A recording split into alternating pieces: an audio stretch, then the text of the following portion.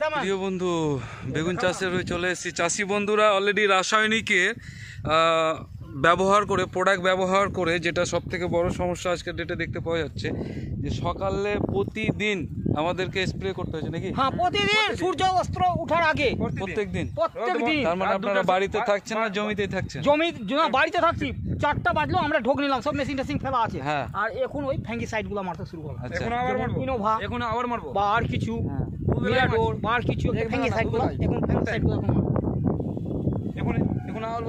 আমরা সব থেকে এখানে একটা প্রবলেম দেখতে পাচ্ছি যে সকাল থেকে রাত পর্যন্ত চাষি বন্ধু শুধু বেগুনের জমিতে বাড়িতে শুধু খেতে যায়, আর বাচ্চা কাচ্চা বোটও আছে কিনা শুধু দেখতে যায়, কারণ সারাক্ষণ তো জমি ছাড়া তো আর কিছু বুঝে না। সো আমি চাষি বন্ধুদেরকে বলবো বায়োফিটের প্রোডাক্ট ব্যবহার করুন, আর এতটা পরিশ্রম থেকে দূরে থাকুন, কেননা আমাদের প্রোডাক্টের ডিস্টেন্স হচ্ছে 2 থেকে 3 দিন, আর এতটা পরিশ্রম করতে হবে না, এবং খরচ কম, ফলনটা অনেক বেশি, অত্যাধিক ফলন রয়েছে।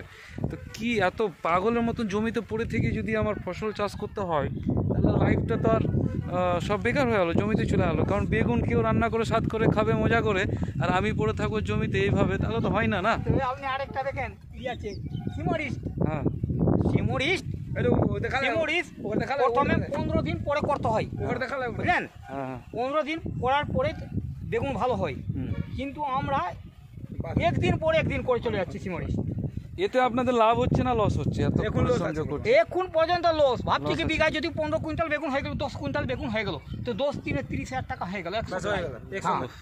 15,000 ধরলে 20 চলে গেল সপ্তাহে। রাসায়নিক কোম্পানিরা, দোকানদারেরা আমাদের চাষি বন্ধুদেরকে পাগল করে রেখেছে, পাগল ম্যাড। এরা অলরেডি তার কখন কেটে যাবে এদের মাথার না কোনো ঠিক নেই। ঠিক আছে, বায়োফিটে আসুন, তাড়াতাড়ি আমাদের সঙ্গে জুড়ুন।